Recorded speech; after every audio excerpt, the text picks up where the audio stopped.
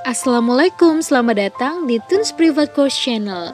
Pada video kali ini kita akan membahas mengenai lanjutan dari latihan soal di grup Telegram nomor 16-20 TIU SKD CPNS. Langsung saja kita ke contoh soal nomor 16.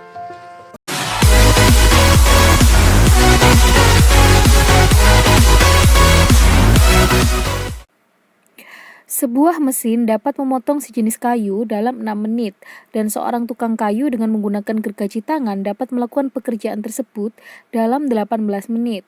Setelah 4 menit, listrik padam dan kayu tersebut dipotong dengan gergaji tangan.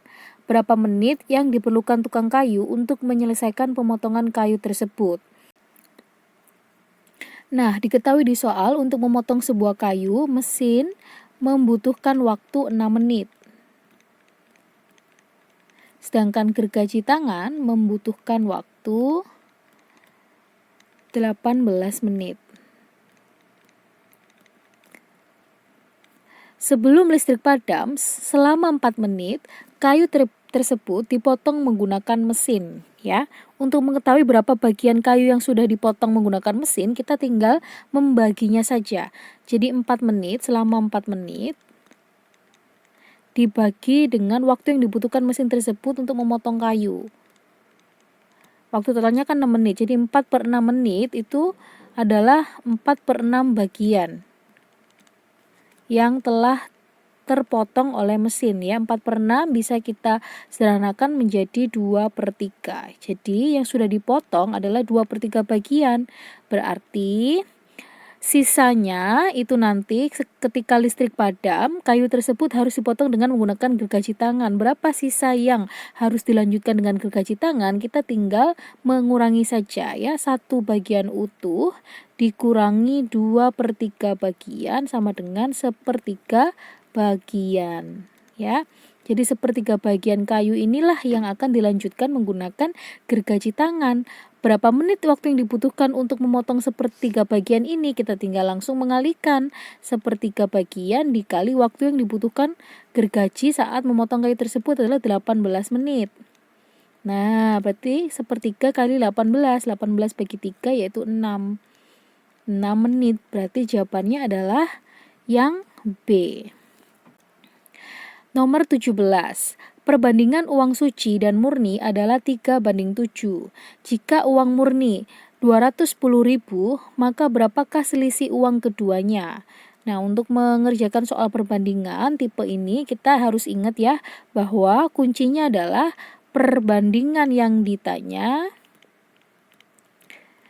per perbandingan yang diketahui kali nilai yang diketahui di soal ya. Perbandingan yang ditanya adalah selisih uang keduanya. Berarti kalau selisih uang keduanya, maka pembandingnya juga harus dikurangi. Ya, selisih itu adalah pengurangan. Jadi 7 dikurangi 3 sama dengan berapa? 4. 4 inilah yang digunakan sebagai pembilangnya. Perbandingan yang diketahui. Yang diketahui di soal adalah uang murni, besarnya uang murni. Perbandingan uang murni berapa? 3 atau 7? Karena tadi disebutkan bahwa perbandingan suci banding murni, maka murni ini yang belakang ya. 3 untuk suci, 7 untuk murni. Berarti 4/7 dikali nilai yang diketahui di soal yaitu 210.000. Kita sederhanakan, 21 dibagi 7 yaitu 3, 4 kali 3 sama dengan 12. Berarti jawabannya adalah 120.000. Ya, jadi yang harus difokuskan di sini adalah rumusnya. Rumus yang digunakan untuk menyelesaikan perbandingan tipe ini adalah perbandingan yang ditanya per perbandingan yang diketahui. Karena yang ditanya adalah selisih, maka pembandingnya juga kita kurangi.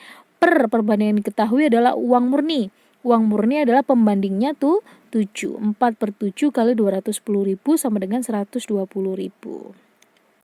Lanjut ke nomor 18, kita ketemu analogi ya, padanan kata. Dimana kalau ada soal seperti ini kita diminta ya untuk mencari hubungan antara kata pertama dengan kata kedua itu harus setara dengan kata ketiga dan kata keempat. Nah, perawat sama pasien itu hubungannya apa? perawat itu melayani pasien. Berarti yang sebelah kanan pedagang melayani siapa? Melayani pembeli, yang C. Nomor 19.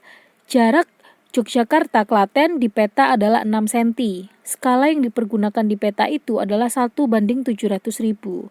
Niko bersepeda dari Yogyakarta ke Klaten dengan kecepatan 36 km per jam.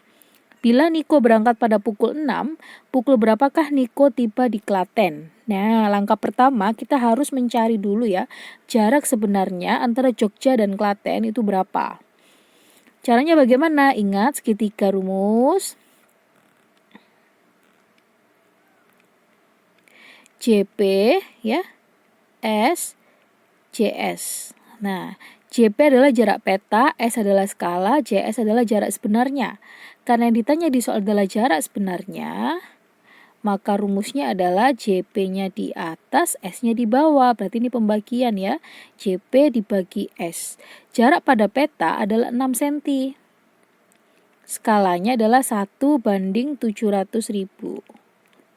Nah, ini kita balik ya, 6 kali 700.000 per 1. 6 kali 7 yaitu 42, nolnya ada 5. Senti. Nah, ini harus dirubah dulu ke kilometer ya. Senti ke kilometer naik 5, berarti tinggal 42 kilometer. Ini adalah jarak sebenarnya antara Jogja dan Klaten. Nah, terus kemudian kita diminta pukul berapakah Niko tiba di Klaten. Berarti kita harus mencari waktu yang dibutuhkan Niko untuk menempuh jarak dari Jogja ke Klaten itu berapa. Nah, kita juga harus menggunakan segitiga rumus ya, hubungan antara jarak, kecepatan, dan waktu.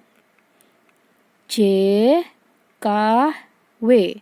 Untuk J itu jarak, K kecepatan, W itu waktu. Untuk mencari waktu sama dengan J-nya di atas, kecepatannya di bawah. Berarti jarak dibagi kecepatan. Jaraknya 42, kecepatannya tadi berapa? 36 km per jam. Ya, 42 per 36 jam. Oke, kita sederhanakan masing-masing bagi 6 ya. 42 bagi 6 itu 7, 36 bagi 6 itu 6. Jadi jawabannya adalah 7/6 jam. Kita rubah dulu dalam menit supaya mudah. 7/6, 1 jam itu ada 60 menit. Nah, 60 bagi 6, 10 ya. 7 kali 10, 70 menit. Nah, ini adalah waktu yang dibutuhkan untuk menempuh dari Jogja ke Klaten. Nah, Niko tiba di Klaten pukul berapa? Kita tinggal jumlah. Tadi dia berangkat pukul 6 ditambah 70 menit. Berarti tiba di Klaten pukul berapa? Pukul 7:10. Jawabannya yang B. Nomor 20 kita ketemu deret ya, deret bilangan. Nah, kita harus mengamati terlebih dahulu. Di dalam deret ini terdapat satu pola yang sama, 2 pola, 3 pola, atau seterusnya. Nah, kita cek ya, 6, 17, 11, 34, 16. Nah, yang mencolok sekali adalah ini ya, 17 ke 34.